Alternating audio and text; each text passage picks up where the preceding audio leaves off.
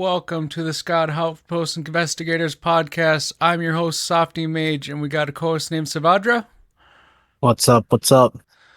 and we got another co-host, Thirsty Blood. Greetings, people.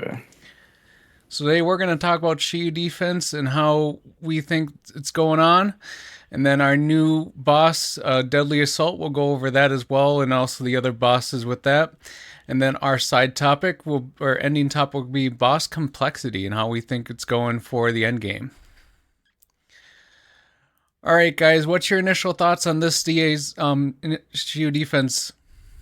I said DA, I meant Shiyu defense. This Deadly Assault's Shiyu defense. Both combined together. No, so Shield defense, honestly, I had quite the fun with it. With my regular teams. I think the last three Shield defense I used my Jane, Vivian, and what's her name, Yuzuha. And for the other team, I used basically Corin again with Fufu and Astra. So I went through pretty smoothly and had a lot of fun with it. Savadra? I had an okay time with it. It was pretty balanced all the way through. I like doing the thing where I play a large variety of teams in my playing of these, just because the the buff kind of is neutral enough to where it's still favoring seed, but I don't have seed, so I'm just gonna use whatever I feel like I can get away with, and I was able to use a fair bit of my roster. I've been using Nekomata a lot more overall since the turn of the patch, just because of the introduction of the physical week stuff. Nekomata for Miasma Hugo has felt very interesting, but I was able to get away with that, and otherwise, I mostly did use sort of the usual, the Jane, the Bernice, the Jian, the I don't think I fit Ellen in there at any point, but I just kind of sat there. I was able to get Haramasa out there as well, but yeah, a healthy mix of both anomaly and attacker, even though it's in the quote unquote attacker patch. It's been feeling good. Nice. Softy, what about you? So I broke up my Haramasa since it was Electric Week and try to do this Shiyu defense with him. And you'll probably see the scuff gameplay of me playing him. But yeah, I was glad I was able to bring him out since it's been a while. And then yeah, I used Jane, Bernice, Yuzuha for the other half, and that was my two teams. I think it was I don't think it was that hard, but it felt like the shadow enemies were a little bit harder than I recall. I see. Just don't let R2 find out how you play Haramasa and you're good. Don't worry about it. Oh Hey, yeah, man. I'm not going to show my stuff to R2. I think I'm pretty okay with Harumasa. I'm not fantastic, but I can do the ultimate cancel, and that's pretty decent. Look, you can even do more than I do because I have tried him as well. So, but we don't talk about that. But yeah, Yeah. I do overall also feel like in terms of the in terms of the enemy selection, I like the kind of the aesthetic vibe of the miasmic soldiers, and obviously the relevance to the new story. But I don't honestly feel like it was that much different, and also literally floors 4 and floor 5 are exactly the same in the first half. Right. So that was kind of the bit of a thing. that I noticed, but otherwise, like, yeah, floor 5 had some variance in the second half compared to floor 4.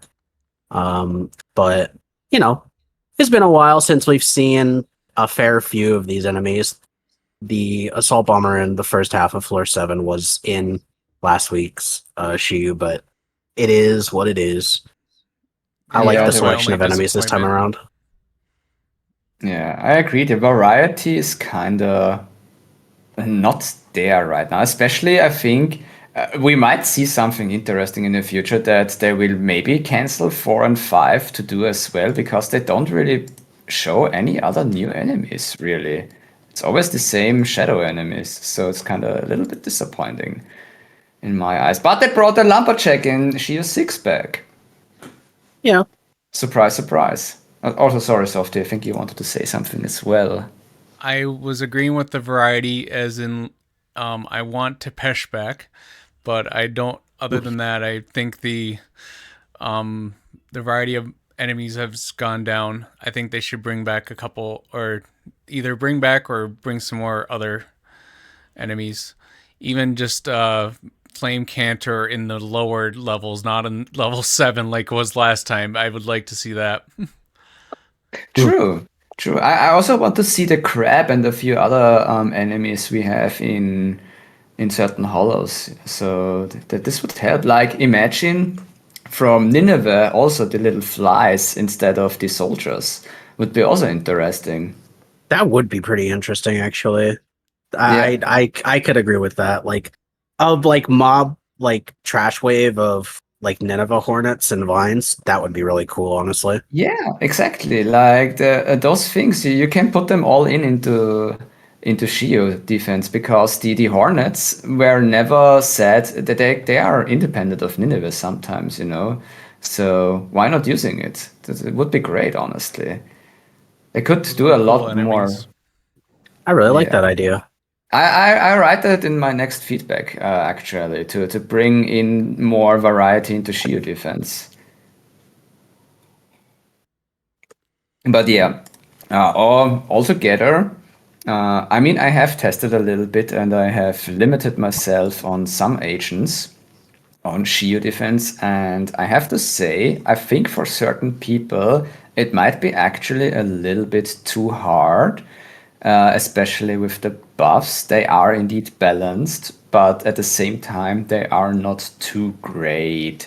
So, Let's talk yeah. about the buff this week. Electrical physical agents increased by 30%, and their attribute anomaly increased by 30%.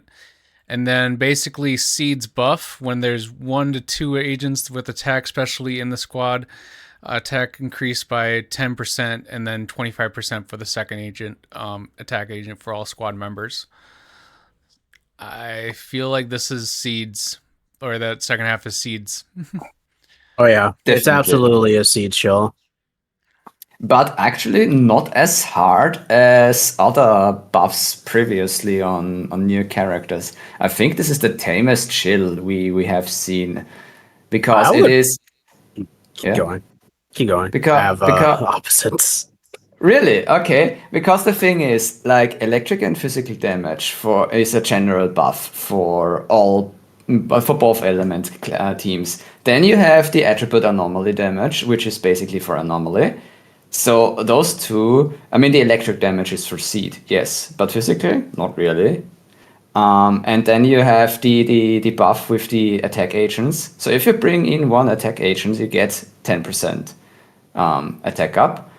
And yeah, the other one is for seed, which is basically just 15% attack more. But you can already snack with like Corrin, for instance. You can get the physical damage increase. The attribute anomaly is, yeah, it's there. And you get an extra 10%. So it's like you don't lose too much compared to other shields we had in the past. At least this is my thought process. So when I'm considering whether or not the like buff is like a super shill or not, the main thing I have to compare to and like detail of each buff goes to how they compare to certain disc sets. Uh the main thing that's like hard to compare is crit damage as like a buff efficacy thing, because the only set that really gives you solid crit damage that is widely usable is Branch and Blade Song. But also chaos, or not chaos, chaotic metal does exist and does give a flat 20 crit damage for free. But then on the corruption contingency, that bumps up to a maximum of 53 crit damage. That's a fair bit, but looking at the description for this Shiyu's buff, with the double attack agents thing, which is exactly what seeds want, you essentially get the value of Hormone Punk for completely free just by playing seed in her proper teams, which Hormone Punk is incredibly strong as a disc set.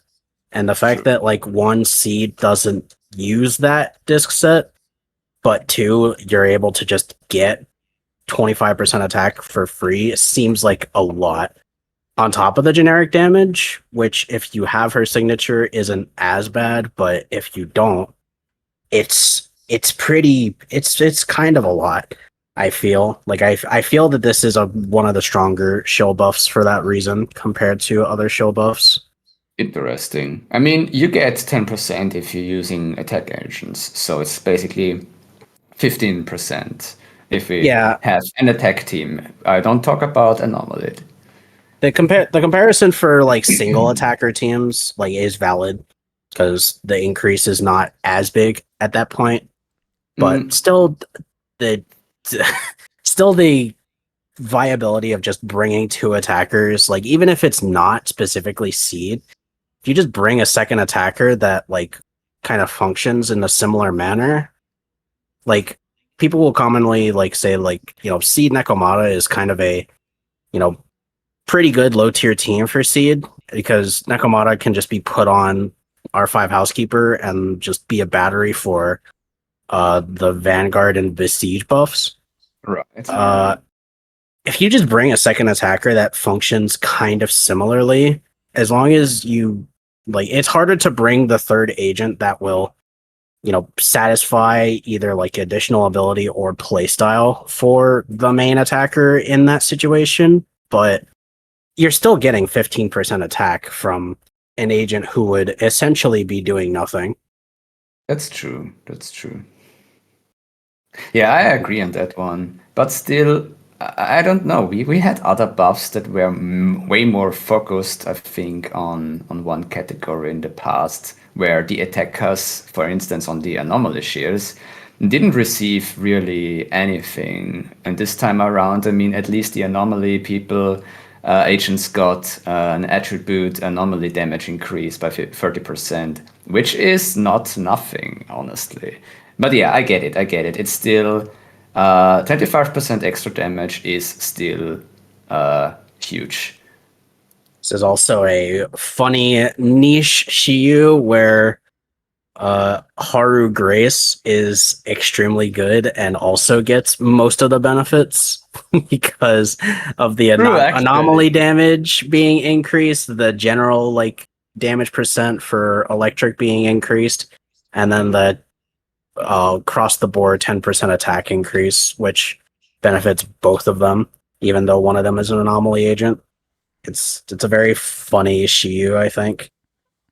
I've yet to fully try that team of Grace and Haramasa. I think I played it once, but I'm too scared to even try the tech. I should rewatch, or I should rewatch. I should actually watch R2's video on the Grace Haramasa team. Monoshock is very good and very fun. I have been able to try it a couple of times. Not on my own account. I still don't have Grace on my own account, but man, is it fun. Yeah, I'm not touching Grace. I don't like her gameplay, so. But I will try with Haramasa for sure as well. Yeah. Bringing him out. I still need his M1 in the future, so this is a thing. Yeah. But, I mean, what do you guys think? that the LumberJack has gotten back into the Shiyu defense. I think we have never talked about him because he was never available after Astra Story, I think it was. Was it Astra Story? It was kind of Astra Story. Yeah, it's Like, around the time, definitely. it definitely released in 1.5, but the boss in Astra Story, Astronomical Moment, was the Pteroraptor. LumberJack True. was not in any proper formal content until like the last Shiyu of 1.5 or something like that. And then Okay. was also added in the expert challenge for like or for expert challenge materials. But other than that, I actually cannot recall the last time the LumberJack was in Shiyu. I Yeah, could go searching for it, but it may take a while. No, it's okay. It's okay. I could have sworn we had him in one of the Shiyus around 1.4 as well. No, 1.5 was Astra. True. No, my bad. Oh, good. Yeah, about around the Astra time. Well, so yeah, but nothing new. I think he's pretty basic, honestly. He feels a little bit clunky when you have to parry him because the flash comes, I think, a little bit earlier than his strike. Other than that, I don't really have much to say about him, honestly. Softy, what do you think? Do you have I anything discovered? I like the fact that he has a back attack, like his chainsaw that comes at you. That was a little fun thing. At least that comes on in the second half, and like when he's, what I think it's like the past like 25% that he's has left, he starts using his back to attack you. I sort of noticed that when I played him a couple times. Hmm. So I think I found the first Shiyu that LumberJack was in. Uh, it was season 14. And for reference, right now we are on season 30. This was the critical node from the 31st of January until the 14th of February. So like basically right after New Year's. But yeah, it was exactly that one. And then I haven't found if it reappeared again, but it doesn't appear again for at least six, six and counting seasons after Jesus. that. So I don't think it's been here the entire time from 14 to 30. Yeah, no, he hasn't shown up for really a long time. They kind of forgot about him for some reason. I can also mention as a like kind of funny side note that we will definitely get into later. But at the time of his first appearance, the LumberJack had 10 million HP and was a Node 7 boss. But in this Shiyu for currently, it is at 15 million HP and is a Node 6 boss. Oh well. Yeah, yeah. So, did food for thought. Yeah, yeah. Yeah, we can definitely go into that later on. Softy, do you have anything to say about stage 7? I mean, we talked about both of the bosses already, so do I you do Yeah, think you we want to didn't talk win? about Shielded Defender, but I think we yeah. have, haven't we? Shielded Defender was the Lightfoot Rover, correct? Is it was the the second half of Node 6. It's the like the other variant that we've seen mostly of it is the Shielded Defender Omega. That's the mm-hmm. electric weak and the fire resistant. But this one is Oh, fire and physical weak and ether resistant. But Mm, yeah, what? that exists on the second half of this season. yeah. Okay. The that boss, just like, how do you, when he shoots his missiles and they hit the ground, when is the right time for you to dodge before they explode? Is it like a 5-second time window, or is it like a 3-second time window for It's that? it's definitely closer to 3 seconds, but there are also circles on the ground that indicate when the missiles explode. It also activates the shielded defender's shield, which you can get rid of by proccing physical anomaly or fire anomaly, and also by stunning it, because it otherwise takes no damage during that. Yeah. Uh, I was just trying to remember that at least the missiles, and that's good to point out for the anomaly breaking the shield. Yeah. I mean, he is immune when he starts his his phase after the, what is it? It's like not a bell noise, but you have a certain noise indicator, and then you cannot stun him, but you cannot also fill his anomaly bar. So he's pretty much invulnerable apart from getting a bit of damage. You can only fill fire and physical anomaly during the shield. You Yep. can't fill other anomaly. That's Which interesting. makes it really annoying. Why isn't it electric when he's electric weak? That is interesting. This Huh. one on this node 6 is fire and physical weak. It is not the electric weak variant. Oh, you're speaking about 6? Ah, what? Yes. Ah, man. No, okay. I'm stupid. I'm sorry. I was I was already on 7 and I was on the assault bomber. Never mind. I'm completely. I don't know how that happened. Sorry. Yeah, we were on 6 of the second half. Oh Yep. man. The 6 Yeah, of the second half, that Thirsty Blood definitely played because he definitely paid attention. Yeah, absolutely. I have no idea what happened. I played with Corin, so I was like, yeah. I'm actually surprised. He's more of an anomaly enemy from the sounds of it than is an attack because of his shield. Yeah. True. True. It's been a generally decent time with that boss. I really like this one compared to the electric variant because I think it just has more room to not get completely bodied by the shield. Like the electric variant, you basically the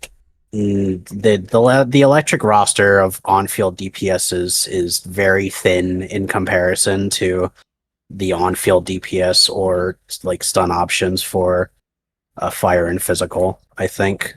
So it made playing the electric variant very difficult for a while.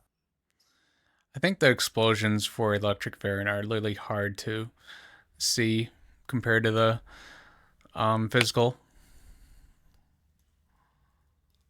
I could agree with that. I haven't paid too much attention, but I think I might just be more used to it in this time around compared to previous times. Mm-hmm. So But yeah, pretty chill 6 overall. We can now move on to 7 if Thirsty is so eager to talk about yep. Mr. Bomberman. Oh man, man, I don't know how I jumped so quick. So sorry about that. I It's was so okay. focused. The flame sword is always really hard to dodge, or at least I was having trouble sometimes. But I died once with Chingy against him, but otherwise, yeah, he deals damage. It's not too bad. I think it's mostly just a runaway angle for the assault bomber, unless you like need to build energy during the hyper armor. You just can't do anything basically when that hyper armor activates. It's like you can't deal dazed, you can't build up anomaly, you deal very little damage overall. So it's basically only good for building energy and farming decibels with dodge counters. That's It's like what if I you did with don't my need to Chingy. engage with it, then you can just kite it out. Yeah. Or do dodge attack, because I think he takes a little bit of damage during that window. So, but yeah, other than that, run away or dodge, whatever you prefer. I will say, I have noticed a large number of people, uh, more than before, because I knew this mechanic existed, but I did not see it nearly as much before compared to now. I have a feeling they changed something with regards to his impair damage threshold. Because if you didn't know, the Assault Bomber got an impair after activating the Hyper Armor Shield thing. Yeah. And if you dealt enough damage to, I was pretty sure it was specifically the backside of the attack, or like the backside of the Assault Bomber, like after he activated that, Yeah. you were able to impair the like heat pack thing on his back, and then he couldn't enter the hyper armor state anymore. But I feel like they changed that this Shiyu because I've been seeing way more people get way more impairs, like way more often, and I'm not sure what happened. Like I also got an impair out of nowhere, and I was like, "Wait, but that's never happened before. What do you mean?" Good question, honestly. Maybe they reduced it to make it happen. I don't know if they reduced it, but what I feel like they did do is basically just make it so every damage instance counts instead of just backside and damage instances, because it would have otherwise been just purely registered as like how Nekomata's stuff is registered, where she needs to do specifically back attacks on her signature, and like without her M1, like she needs to do it from specifically like the 180 degrees, like on the back side of the model. Uh, but I don't know. I feel like they might have changed that. I've just been noticing like over time. I've been watching a lot of clears of this assault bomber, and I've been seeing impairs a lot. I actually don't have a comparison for it because I've not seen that many videos. And I think I myself, I mean, I think I just had one fight with my Jane, Vivian, and Yuzura team against him. It went down in 1 minute 18. So I think I didn't even notice it if that was a thing. So yeah. Now that you say that, I did probably do either one or two impairs because of that during that time frames. But again, I had a Haramasa crappy gameplay of 2 minute and 44 seconds against him. So I mean, hey, if it works, it works. You know what I mean? Like Haramasa is hard to play. So I also played with him, and I think I got around the same time. You're using Jingyi and Nicole? I used Chingy and Rina. Ah, I see, I see. So it's gets the extra electric anomaly proc. Ah, I get it. Well, And then Hugo, do we have anything more to say about him? Because I mean, he's basically wasn't a previous one, like not last cycle, but the cycle before that, he showed up, and I think he's pretty similar. He's yeah, pretty similar, and I stand by what I said before, and that he's easier than the standard doppelganger Hugo. Except I have realized that the miasma being tied to the slowdown phase does actually force you to interact with it, as opposed to trying to skip the phase. Because I remember people would basically just opt to not do like the triple parry or triple dodge counter thing, and as a result would basically like use an ultimate or so to cancel Hugo out of it. You basically can't do that with the miasma Hugo, or else the miasma shield takes way longer to break. Like it is actually insanely stupid how fast the miasma breaks if you there is. do the parries. It's kind of crazy to see. Like it'll Yeah, just do the first two parries and they'll like have kind of big impacts, and then the third parry will just chunk out an entire 60% of the miasma shield. It's crazy. It's really crazy. And then he also falls onto his knees for the next 3 or 5 seconds. And you can just pop in some buffs, some EXs, and or even an ult, and then he's out of his miasma phase, and your agents are all filled up with energy. So Yeah. that's really helping the gameplay for sure. But I he think still, also what I said previously, he still parries a ton, like really a ton. But yeah, that's the I I thing. think have the noticed that. miasma was at least another 5% more than the last time. And then the parrying, yes, he was even parrying my ultimates, or at least I heard the chings when I was doing ultimates as well. So I don't know if he was truly taking the damage or all the damage during those ultimates, but Uh, I Yeah, think the not. When he parries ults, I haven't seen damage ticks. So I think if you have like an ultimate that has more damage ticks in a few seconds, you hear I heard like 3 pings from my ultimate when I throw it out. So it's like a little bit annoying if you know, okay, he actually nullified like 3 damage ticks of your ultimate. So, well, yeah, he got a little bit. He's like pretty aggressive with his parries, that's for sure. Yeah, he basically functions as a exact mirror copy of agents. When they do like heavy defensive assists, they have iframes and are basically intangible for like while they're moving back from the attack's impact. Hugo is the same way. He has complete invulnerability during like the parry fallback animation and until he starts up his next attack animation. Right. That's He's for very sure. different from Jane in that regard because Jane's parry is immediately parryable, and it's interesting to note that difference. That's for sure. But yeah, other than that, I don't have anything else to say.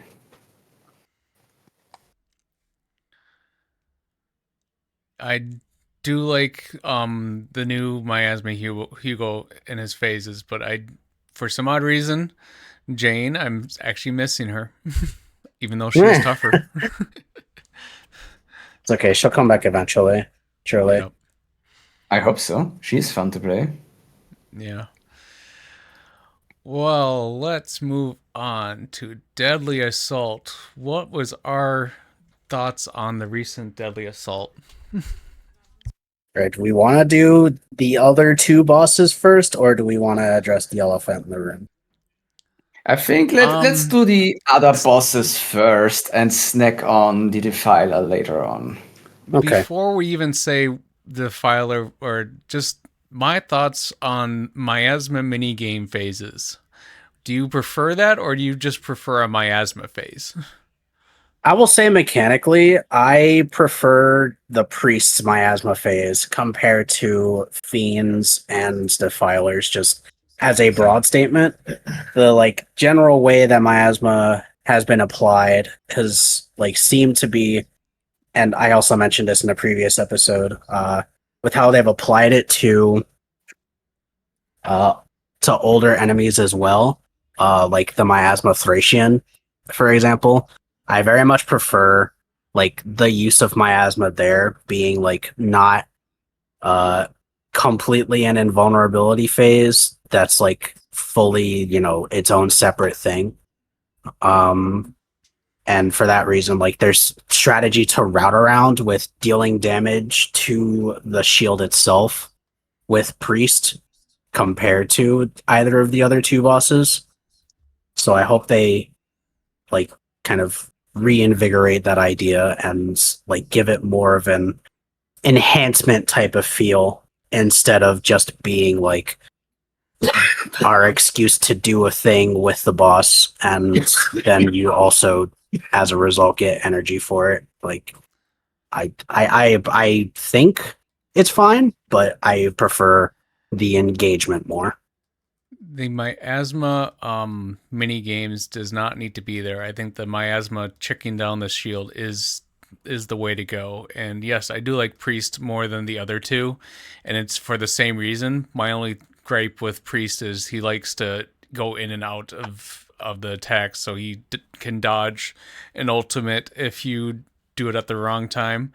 But it's still, other than that, it's I do like Priest over the other two. Blood. What about I you, have to Thirsty? think. I have to think about it. Maybe I'm too open-minded or too flexible or too easygoing. I actually like all of those mechanics because I'm a sucker for variety and I don't mind to have like those mini games. I do have to agree on one thing though about the Fiend. Her mini game is kinda long, but at the same time I mentioned it, it's free 5,000 points for lower account people. So that's that. But I don't mind it honestly. I think it is refreshing to have many different kinds of gameplays you have to walk through. But I agree on one thing. I hope that future new DA bosses bring back something similar like the Miasma Priest, so that we can satisfy more people on this kind of roster. Because as I said, I like both things. The mini games, if they are done well, and maybe not too long, but as well as the miasma phase with priest. It's also fun because you have to really care when to attack or pop an ultimate on the priest. So overall, I like it. How it goes actually from the direction, but and I hope they will bring in more variety for the miasma phases. Honestly, yeah. Yeah, I don't think like the time waster mechanics are specifically a bad thing. I'm just partial to the more engaging mechanics than not. Yeah, I do agree. Like the tying the points to the mini game is fine. It's just that I prefer the more engagement. Mm, yeah, I can see that. I can see that. But again, I'm probably too easygoing for those kinds of things.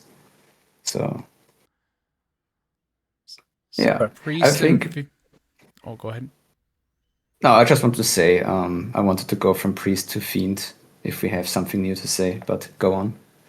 Now that's what I was gonna say is that for the fiend, the darts, the fact that you can parry them is uh, is a little fun mini game, but it's still I would like to just button mash against them. Oh no, he's a button masher. So simple-minded. Oh, I see buttons, I smash. Let me smash those buttons. The red button. It needs to be pressed. Yeah. so yeah. Uh, Generally speaking, in terms of this cycle and the buffs, it's it's kind of or kind of worse quality buffs overall. Uh, like again, kind of has that like chill feeling to them, with especially Fiery Assault, which is also improperly named and is not Electric Assault or whatever, as a pun on being electric agents catering, while also still being the seed buff. Uh, but I digress on that. It's a seed buff, Yeah, but it's it's a still a speed. pretty good general buff for uh, electric agents. Period. Or rather, electric attack agents. Period. So basically, Sanbi and Haramasa. There have been very they have been very uh Neglected. yeah, I guess neglected for a while, but uh it's also kind of zoned in specifically to them. uh Artful, I think, is still fine for most anomaly agents, even though the only difference for being physical is adding 20 extra damage percent bonus compared to the rest of the buffs also just being 35% defense down in disorder teams. Like I think that buff is still completely fine. Is not an Alice shill at all. Harnessing change is an interesting one because it's not like it's an ultimate buff, but it's not a Yixuan shill, which people have I've been hearing talks around the neighborhood, and it's like people are not super happy with that question mark. Like I feel like this is generally a on-field DPS generic buff, or like any team that you would generally use outside of stun, where you would use buffs or use ultimates out of stun. I think this buff is good for, but then it also has the stun damage multiplier, which like is moderately interesting because there's no daze buff attached to that this time around. I mean, basically, harnessing change is the perfect buff if you use Jufufu. Because she has the ability if you pair her if you activate her passive, her second ability, you get to 4,000 decibels and get decibels back after using an ult. So it's actually pretty good if you use this kind of buff with her. I believe Jufufu is the best double attacker stunner. Just because she can benefit both attackers. Exactly. I wouldn't know because I didn't pull seed, but I just what it sounds like. Yeah. We haven't. I think nobody of us has pulled the seed, huh? It's kind of funny. I've been able to use her on a friend's account, but no, I did not pull her for myself. Yeah. I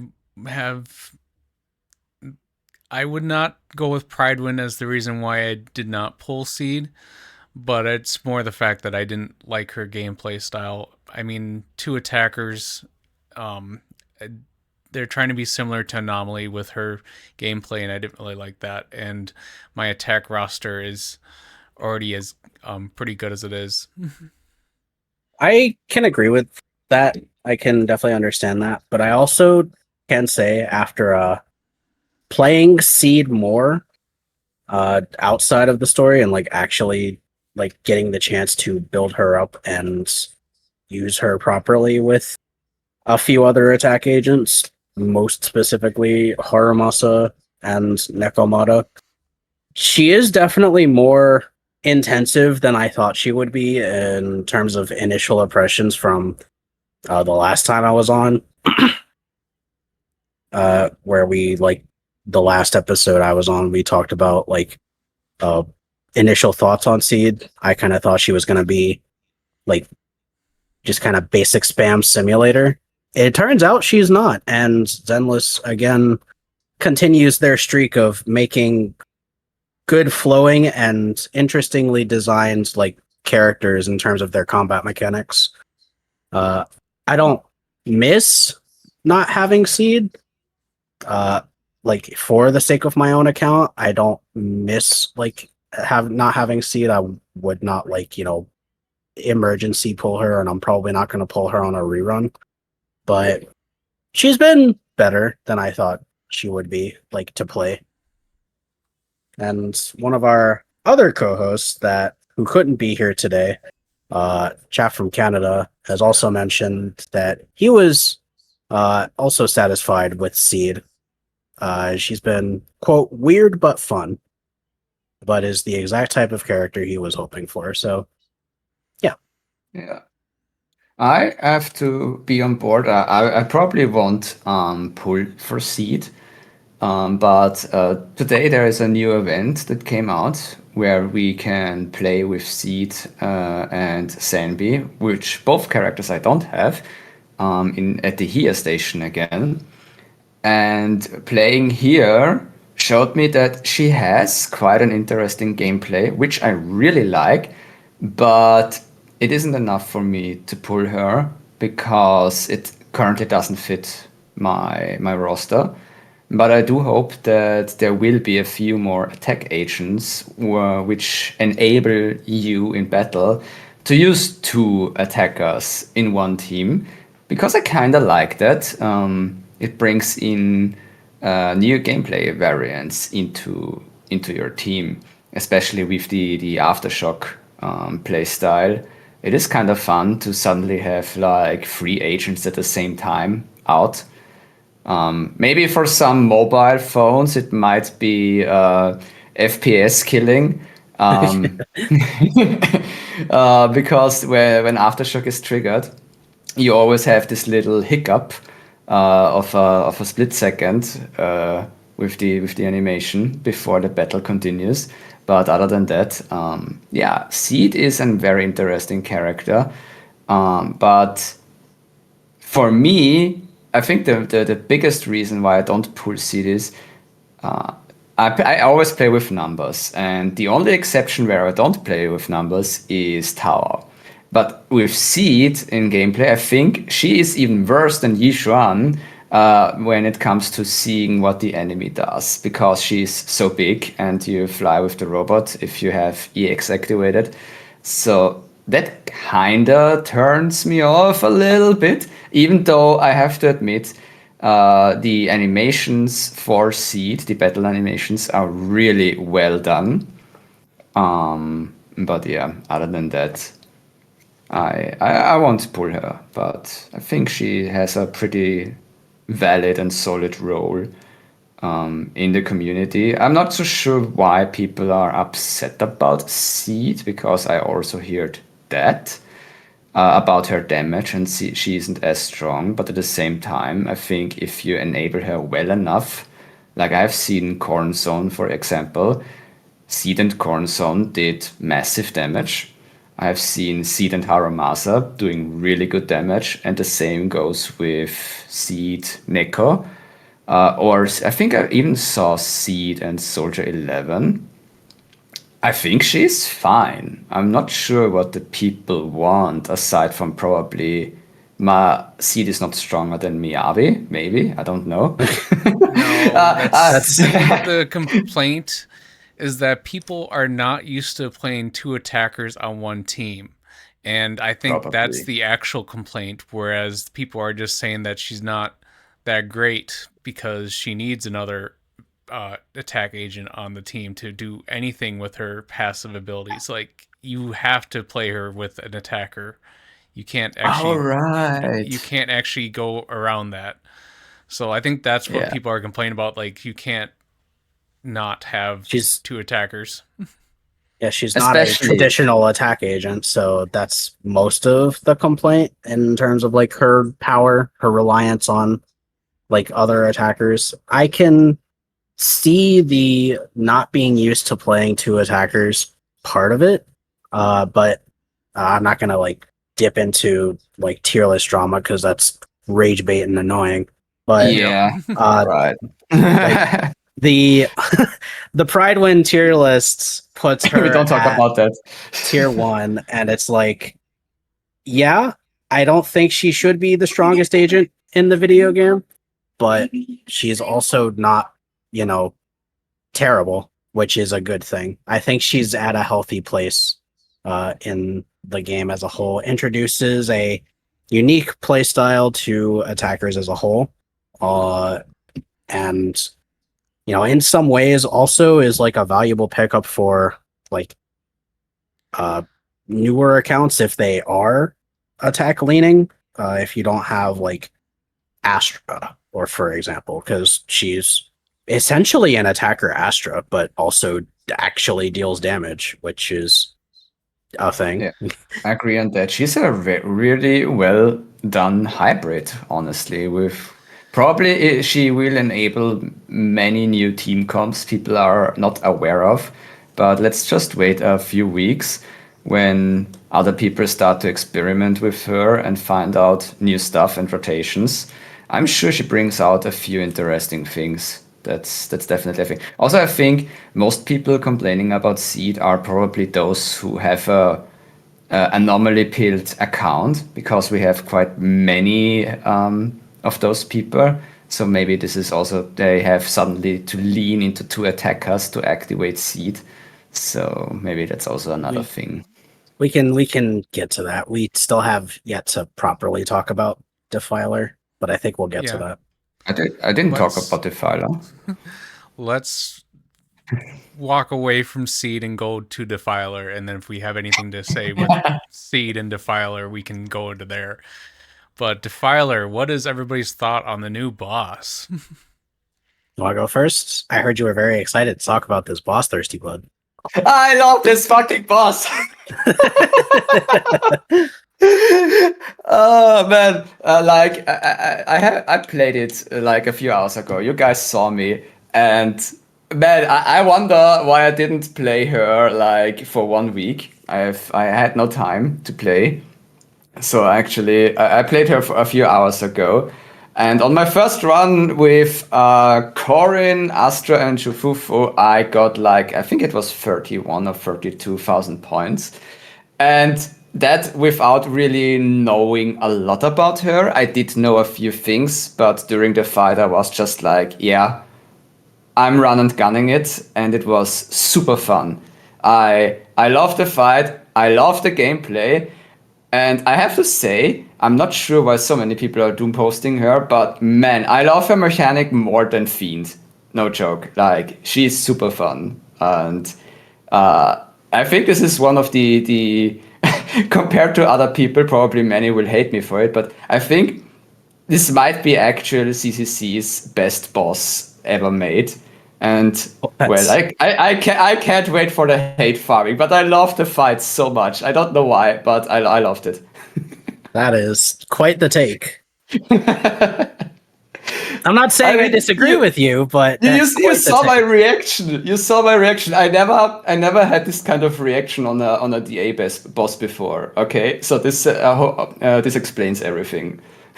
Do you want to mention yours, Softy? Because I have a bit to say.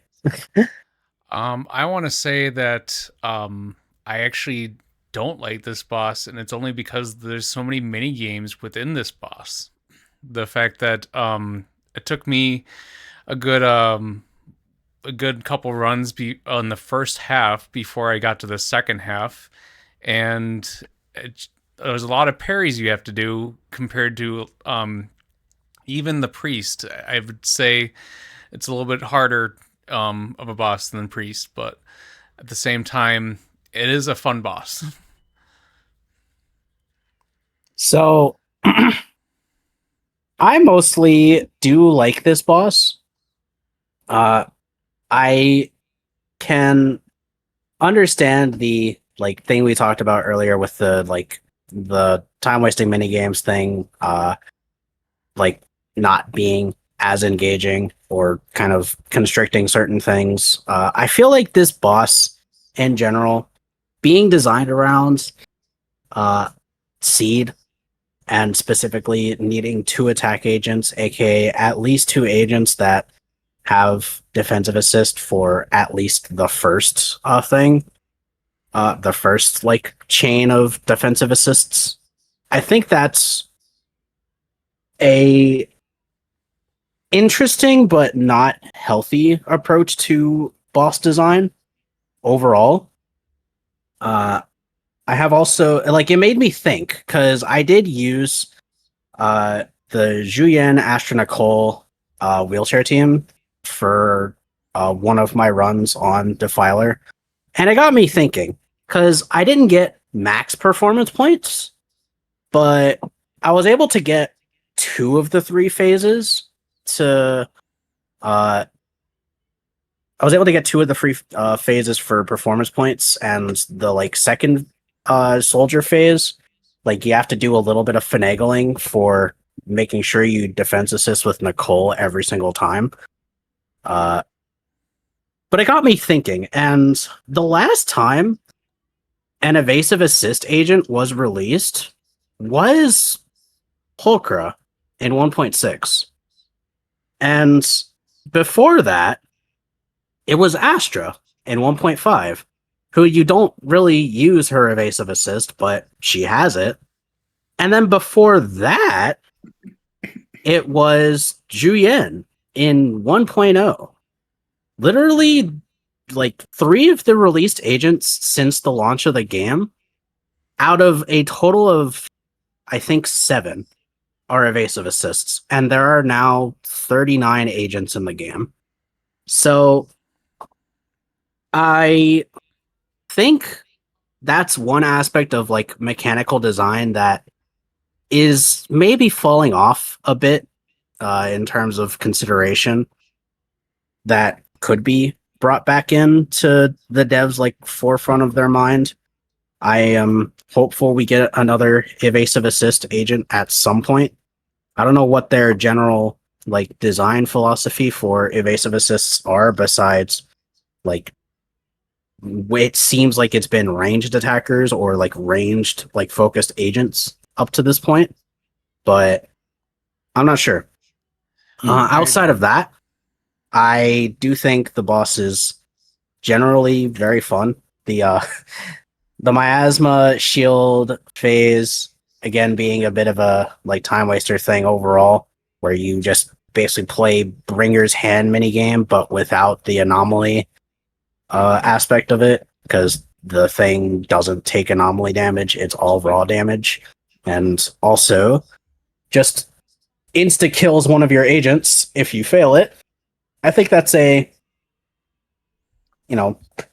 a time. I don't fully disagree with it, but I also do think, like, I had this tested by other people, but the Astra M1 and the Yanagi M1s that are supposed to grant you full invulnerability for like most of anything don't work on that insta kill wave, the Blood Tsunami. So I feel that's probably a little bit of a cheap kind of like gotcha type of thing. Maybe not intentional, but I think that's like mechanically speaking, that's probably a flaw in its design. And otherwise, like it's been a very overall decent boss to play outside of those 2 major grievances.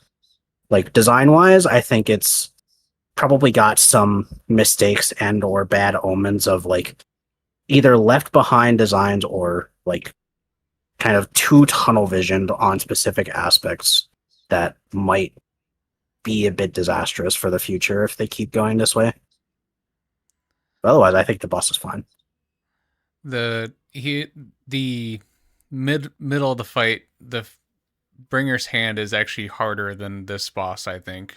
And I think I'm gonna go back to what you're talking about, defensive and evasive assists. I think everybody likes the ching of the defensive assist, but I feel like they do need to bring in more evasive assist agents so that way we get a full range. And then yes, again, maybe a boss that wants you to have evasive assist would be nice. Like it's been something they've leaned into for the better part of the past like 5 or 6 patches at this point. It's like as time has gone on with bosses the likes of Typhon Destroyer, the Jester now as well, and now Defiler, and also there's probably one more, but I can't remember. Like there's been a lot of like kind of main focus on like specifically defense assists as a mechanic. Oh yeah, Priest. Yeah, Priest as well. Never mind the fact that Priest and Defiler are the same person. Spoiler alert. But spoiler. It's there's been a lot of focus on that as like as an end tier mechanic, and I'm like, there are so few evasive assist agents in the game that it's mostly circumventable. But when you have 2 evasive assist agents on your teams, that's like been a growing concern that I've had. Yeah, I do agree. Thinking about it right now, they could. I mean, in theory, but not really, because I think we have no anomaly agent with an evasive assist. I think, but this Grace. could have been Grace. Grace. Okay. Evasives. Yep. Would have been nice on Fiend, honestly, because she already has basically this mini game where you have to dodge. So they could have done something else with an evasive assist, but then you would need more agents, and also she shouldn't be anomaly focused. But yeah, an enemy where you have to use evasive assist would bring back Shu Yuan again, that's for sure, and other agents with evasive assist. Would be interesting. I would probably summon for those agents if this would be a thing. That's for sure. But It's yeah, also like I parry is. Oh, I just had a brief thing about like evasive assists in general because like it's a thing, but it's also like Vital View is not even a strictly like unique mechanic to just evasive assist agents anymore because there's Yi Xuan who has Vital View for like triggering her like dodge frames during the like orb EX. And then also the miasma Hugo we talked about earlier. Like if you parry or dodge during his miasma phase, the slowdown stuff, that also triggers vital view. So yeah. it's like where is evasive assist going, you know? Mm-hmm. Yeah, that's a good question. I mean, there's It's a some nitpick, things. but there's like a lot more to that specifically. Like I think it's a part of a big problem that is starting to circulate. Yeah, true, true. True, But yeah, true. I have brought out my excitement. I understand the arguments of some people for the Defiler though, with maybe too much focused on one side. But then again, I can't really complain about it because in my past feedback, how do you say it? Fill outs? No. So what Servers. service? Yeah. So what I wrote in there was actually one wish to create boss variants that are more leaned to the either attack side or anomaly side, to kind of make it balanced and to make you play the different teams. And for now, I have to say, it is, even though the buffs and debuffs seem harsh, it's not completely like game breaking for now, at least. Yeah, for now. If they continue to tweak it more up in the future, then I have to agree it will become a problem. But for now, I think it is pretty fine. I will have to test more with a few anomaly teams. Especially, I want to play this with Jane also, and see where I get on the Defiler to get a feeling about how strong the anomaly debuff is. But other than that, again, I'm pretty satisfied with the boss overall. She has quite a lot of text to read, so everyone who is allergic to reading will have a bad time. But yeah, I feel like the anomaly debuffs are actually in the right place because I think right before we did this podcast, both Savadra, actually all three of us did a Miyabi team against the Defiler, and basically it was Miyabi, Bernice, and Yuzuha.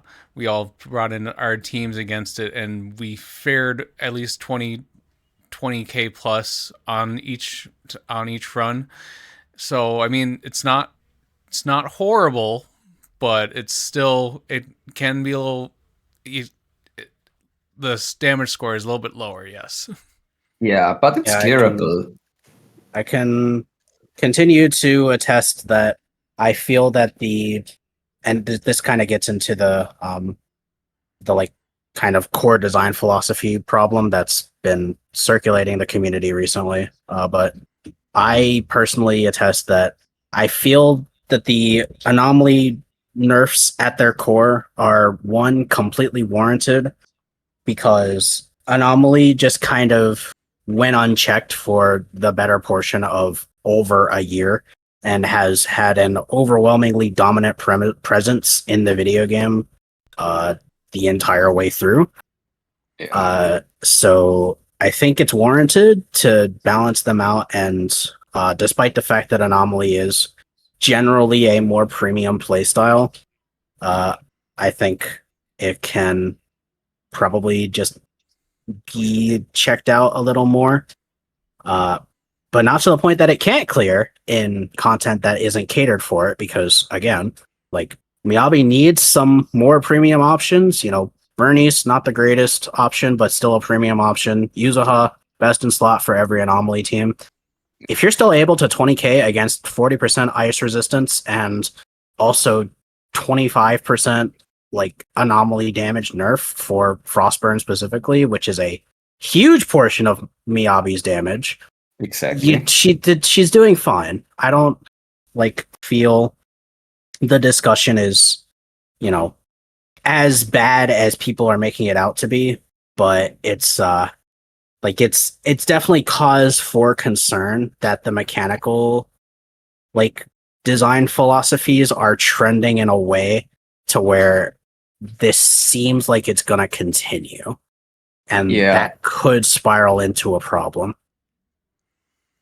I think their correction on Anomaly is in the right direction. It just needs to not be too aggressive, which people are complaining that HP inflation is, and hopefully that is addressed in some way. But also, I think there's just, it needs to be not pure numbers or nerf rather. I think it needs to not just be HP inflation, because it doesn't do a whole lot for just Anomaly period. Like HP inflation kind of kills off a lot of the lower end options on every aspect of play. And what could end up happening, and I really hope doesn't end up happening, is if by the time someone like Monato releases the A rank rupture, or possibly A rank rupture, but from the drip, it's most likely an A rank rupture given the still image. If he just comes out and, despite being rupture, is just completely dead in the water, I think that's a bad sign, given he's supposed to be at least a usable DPS, even if not the best DPS among, you know, A ranks or the standard banner period. He's got to be viable in some way, and whether some way means just 2-star or able to 3-star is up to Hoya. That's going to be the fact of the matter. But I think as long as things are at least still able to 2-star with relative ease in content that it's not being shilled for, we're in an okay place. Not a terrific place, but an okay place. Like, it's not as bad as it seems, I think. That's where I would lean also in, yeah. So as of now, I think it is fine, but this is the future that could be worrisome if they are too aggressive with raising the HP defense and neglect A rank agents, etc. So the trend is definitely a thing that needs to be carefully checked in the future. I hope they won't be too aggressive, because we know that 2.3 will be a rupture patch with the new agents drip marketing. So this will be also an interesting thing, what ZZZ devs have in mind to bring on the table and how they want to balance and tweak it. I do hope they won't follow a too aggressive pattern, because then the lower end of players, the free-to-play players, or those who don't play that much, might really suffer a little bit and won't be able to clear. But for now, there's one thing we all should keep in mind, especially regarding Deadly Assault. Always remember that the highest rewards for Deadly Assault are locked behind 6 stars. So, as long as you are able to clear with 6 stars, you get all the polychromes from Deadly Assault. And this should be the minimum point.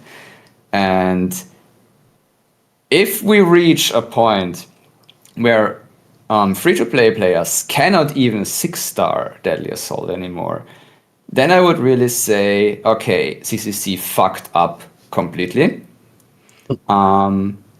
But if you continue to summon for like a patch 2.3, one agent, or 2.4 or higher, and if you can, because Gacha game is always moving forward. So if you summon at least one of those agents, usually if it's a supporter or anything else, you can basically keep like first season or second season agents with you. And as long as this is possible and you're able to, how should I say, are able to form various teams with older and new agents, I think it is okay as long as you receive the highest rewards, like 6 stars. 9 stars is just for bragging rights. But yeah, I'm going a little bit off topic probably. No, I can I can agree with that. I agree that we should actually be more, or the community should be more concentrated on at least getting the 6 stars, rather than everybody sees that you are wanting to get 9 star to get all the rewards. 6 stars where you get the polychrome, and is really, if they if they make it harder to get 6 star, then there's a problem. But the 9 star It's is the true end game builds. Yeah, it's like, exactly. oh no, I can't kill the boss anymore. They're like most of the high end players I was talking to were like, I can't low cost, high score kill bosses after Typhon from last cycle anymore. I'm like, okay, and that's Yeah, not a problem. You're still getting 50k like across the board, like top 1% on the leaderboard. It's not that big of a deal. Hmm. I'm true. currently working with a account that hasn't played since 1.4 and only has 4 limited characters and is in the minds of trying to 6 star, and I'm getting there. It's taking a bit of effort to, you know, I've been at this for like a little over a month now, recovering the account, like getting it back to a playable state, but I'm Yeah. getting there. It's not the end of the world that I'm not getting the scores that I'm used to getting on my main account, but it's not that bad. It did Hmm. pull seed and trigger, which, that's a kind of tell of the state of the account as a whole, but the only other limited agents that are on there are Miyabi, Ellen, and Haramasa. So it's like it's a very heavy attacker account, and fits well for this patch specifically. Uh, it may struggle in the next patch. Who knows? We'll have to wait and see. But I also feel that Seed not being the strongest thing in the world is still also just very good for Blood's point. And we can that this was a bit of a tangent, but I feel like everybody is talking about it, so it's a warranted tangent to go off on. Uh, Yeah. like it's definitely a valid concern for the community to have, but also it can be expressed in a different way because it's not as severe as the vocal minority is making it. And now it's also creeping into like the likes of like the big content creators, and that's making it even more vocal and a problem, I think. But we Yeah. can also like transition and throw our hats into the ring on the last topic for the podcast for today in So terms yeah, of boss complexity. what yeah, what is your guys' thoughts on the current boss complexity? Are we like fine with all the mechanics that are going on with each boss, or do you feel like we should go backwards a little bit? is what I was trying to get at with that. That I How mean, what's about your opinion? What's your how about opinion, you start? Sophie? We've kind of been talking a little bit. How about you start? So I think that we shouldn't go back to just having no miasma phases, but I feel that I do miss a couple, at least Pompeii and um, what was it? I can't remember the other boss that I was trying to think of. Oh, the Typhon? no, not Typhon. Dead and Butcher. The fact that those two are very well designed, I would like to see more of them, and I'm fine with them not having miasma phases. But I don't feel like we should go any further back than those couple. I feel that in terms of like I've already mentioned several times, the three axes that I consider this question from come from like whether the like HP inflation impacts like the specific design of the boss, like mechanically, and how like unique it can be.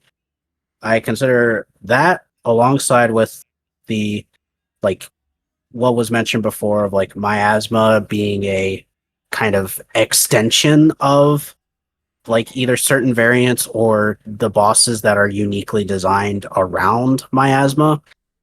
Say like priest versus again miasmic Thracian or miasmic doppelgangers.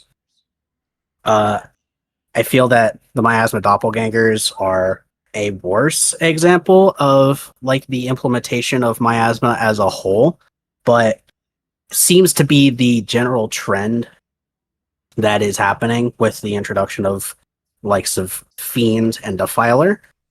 Uh, I'm not saying it's completely bad again, but I do feel that like we're losing some of the uniqueness that miasma could have if they were to be designed more like Thracian or priest or otherwise.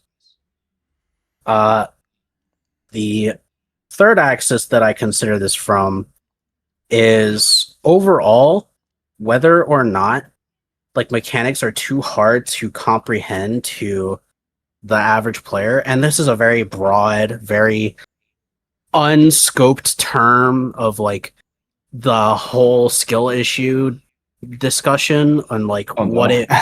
what it is, like whether or not it's okay like to the vast majority of players for the devs to uh encourage more engagement with the game as a whole as a result of like all these mechanics that are coming out, all the like complaints about the HP inflation and like all that stuff. It's seeming to me that a large portion of the community is like still expecting this game a year and a half later to be mash buttons and don't think about anything. Basically what it was in like 1.0, 1.1, 1.2. I would say even probably as far as 1.4 because Miyabi wasn't like super complicated, but figuring out her extremes took a while.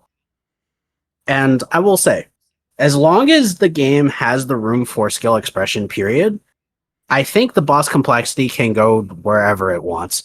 Like, Tower as a litmus test for how players engage and circumvent certain mechanics and, focus on either surviving or killing things as fast as possible, I think is a good thing and should be used more as a testing ground in the future for things like these complicated mechanics that may be super punishing if you uh if you falter, right? I don't think asking the player base to engage a little bit more is too much. What I think is too much is asking them to engage and then also aggressively creating problems like new mechanics that are only solvable by one or two agents, like pigeonholing designs, basically. Uh, their design philosophy overall, as a result of that, has felt very solid and stable so far. And again, I see the community's concerns, and I think that's not invalid at all. I just also think there are other solutions that can be considered that the majority of the player base is not considering. So I think the boss complexity in general is fine. Can only agree on that. Like I look a lot into kind of the stuff with this game, and I also had several discussions with this in other discords about how I'm a very above average player. I am invested. I am committed, and I get that. And that's also not what I'm asking. That's also not what I'm asking of the community myself. Like, if it were up to me, I would probably lean a little harder into the skill expression part of it. But like, I wouldn't make things hard for the sake of making things hard. I would like I feel the intent of their designs is to open a playground of like giving things a try. And people's main concern is that that's going away. And I generally disagree, but I can see where they're coming from. I still think they can think a little more outside the box in general than what they're used to. But besides that, that's mostly just a difference in school of thought. And like it's just something I kind of wanted to get off my chest.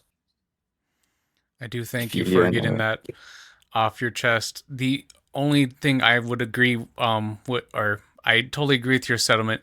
The only thing I would say is that I think they need to, for boss complexity, rely less on the defensive assist like we were going before, because a lot of the performance points for a lot of these new bosses is defensive assists, and they should bring back the evasive, either the dodge counters and then also the disorders. I mean, I don't think they really need to bring back disorder points. I think more dodge counter points would be nice for another thing. Yeah, there's a lot of freedom for them to play around with in terms of those mechanics. So I hope they keep trying to do that. I don't care if an enemy is like super wacky on release and takes a bit of figuring out, as long as there's a path and an idea behind it that doesn't feel cheap or lazy. And I think the defensive assist thing is a part of that. That is the most prominent example that I can think of in terms of their design. But otherwise is not like, super prevalent, but could be trending that way. The topic is in general pretty complex and brings in so many types of point of views, play styles, and gaming in general. Like, we also have to compare, as you did, Savadra, with how ZZZ started and how it is now. ZZZ started when it was really easy, and so many people complained about it, that it is too easy, and quite a lot of players actually left because it was too easy, apart from the TV mode. So since then, many people in the surveys, including me, have filled out that the game is too easy, and we would like to have a little challenge. Right now, I think we are at a point where the state is pretty solid, because those players who want to sweat and want to have a challenge, they do get a challenge, especially if they are heavy sweaters, or let's say just pay to win because they are maybe not as skilled as the heavy sweaters. And the good balance for me in my eyes is if free-to-play players or simple casuals that don't invest much time into the game are able to get close to at least the minimum highest rewards of the endgame of ZZZ, be it either Shiyu S ranking or the A 6-starring. About Shiyu is a little bit different compared to the A. because the Shiyu is time-based, and if you, let's say, clear stage 1 to 5 S rank, but only clear A rank on, let's say, 6 and 7, you have to consider also this. You lose 80 polychromes, which amounts in 1 month 1 pull. So if you can't right now, because let's say you're a late starter and started in, I don't know, 1.5, 1.6, and you're currently not able to clear Shiyu all S rank, that's fine. You can work on your account and get a few of the newer agents to cover that. Same goes with DA. As long as you can get the best rewards from this endgame mode, it is okay if you don't have to like invest 6 hours to get to those 6 stars. Unless you're really underleveled, then you shouldn't get it. But keep in mind, endgame is endgame. And up till now, ZZZ has not brought in the biggest rewards for the endgame mode locked behind really hard stuff. So right now, at this state, I would say it is fairly well balanced, because you can 6-star, get your highest rewards done, and the people in the high sweat mode or pay to win have a challenge now to actually try and kill the boss. I also heard many complaints that many people can't kill anymore because of the HP inflation, but I mean, come on. Then we have to either find better mechanics, or we have to, just see how far we get. I don't see it as a big problem as of now. But yeah, let's see what the future brings, because of course, if the devs tweak it too much, then this is a problem. But there is surveys and feedback formulas, and also a direct contact to the website where you can complain about the HP inflation and it is too much. This is accessible for everyone. So before whining too much, I would actually contact the devs, say it, and the more people do that, the more and the higher the possibility is that they will tweak it down again. So yeah, that's my take to it. I want to say that this game is actually very free to play friendly, and I think people need to realize that they do not need to be as sweaty. They do not need to be the top 5% to get all the rewards. If they are missing one pull from being an A rank, I think people need to realize that that's fine.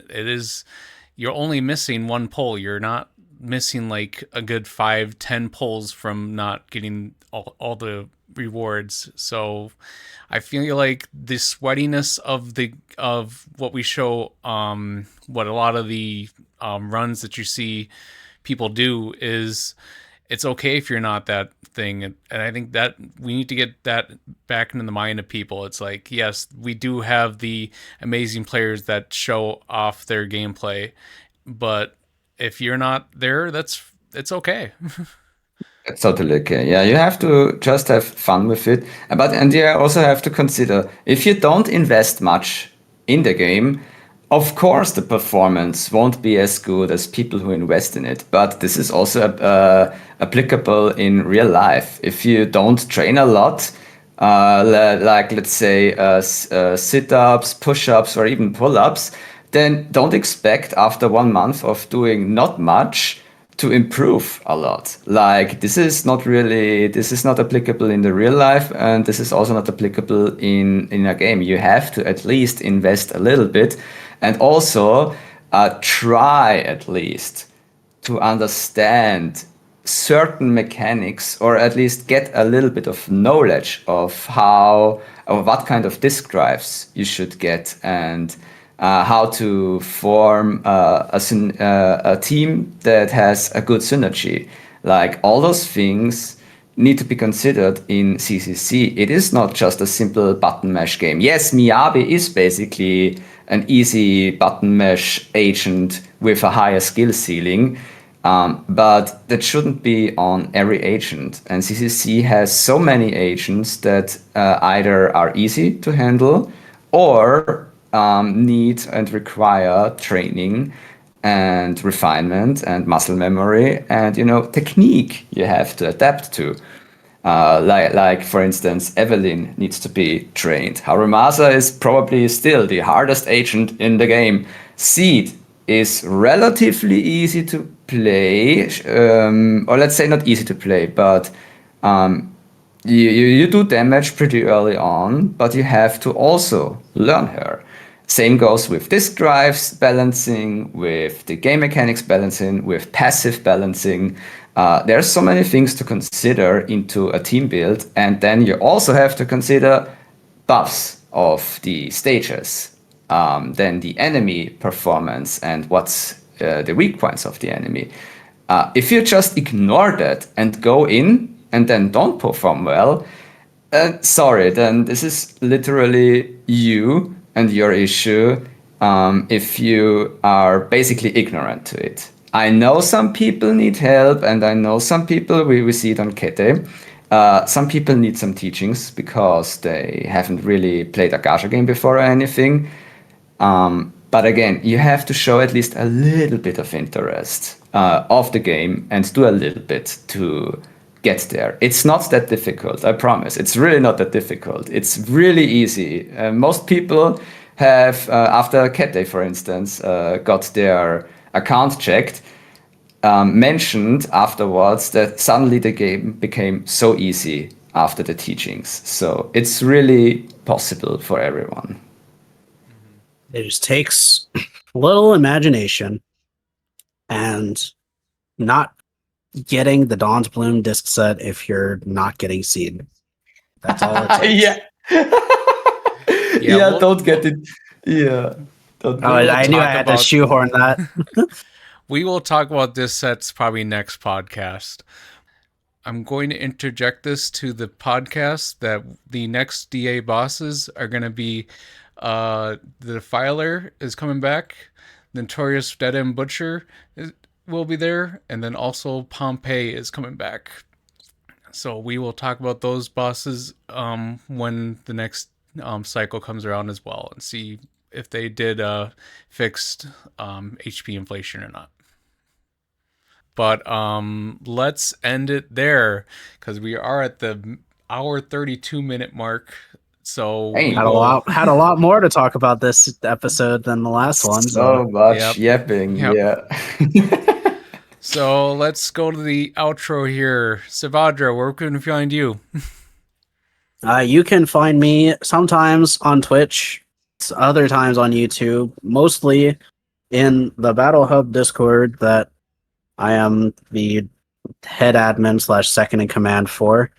I've been mostly working very hard behind the scenes to start organizing and hosting a tournament for the Battle Hub server, which most of the audience is from and are probably aware of. But if you somehow got through the entirety of this episode and have never heard of that before, we are a PvP focused, like draft PvP focused Discord that is doing a tournament or going to be starting a tournament in a week from the recording of this episode.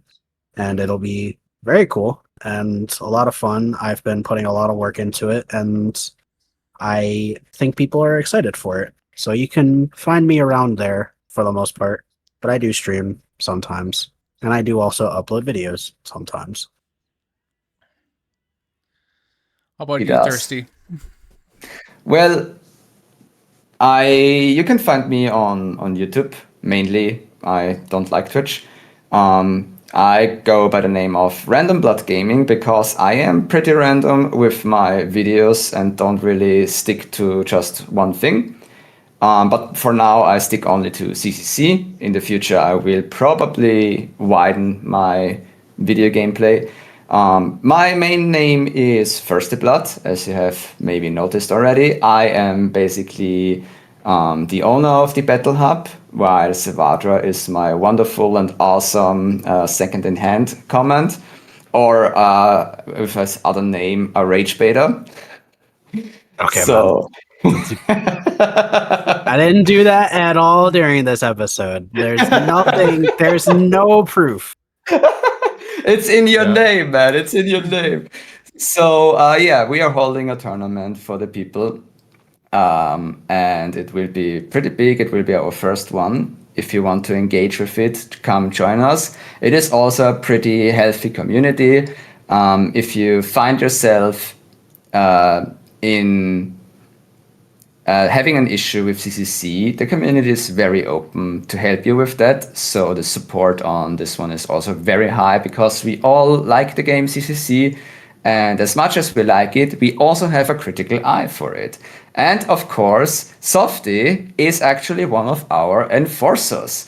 And he is also an awesome guy doing plenty of good videos. So introduce yourself. Where can we find you, Softy? So I mainly do DA runs with a particular twist of sound or gifts instead of ultimates is one of the other ones. I've done challenges as well for my DA runs, and that is my main portion of my content on YouTube. So if you want to listen to, or if you want to watch gameplay and also just get a little twist while you're watching it, that's what I do. And yes, I am also a moderator on the Battle Hub's Discord server. So we will have that in the link below, and we will end it with that. So thank you guys for listening, and we'll talk to you next week.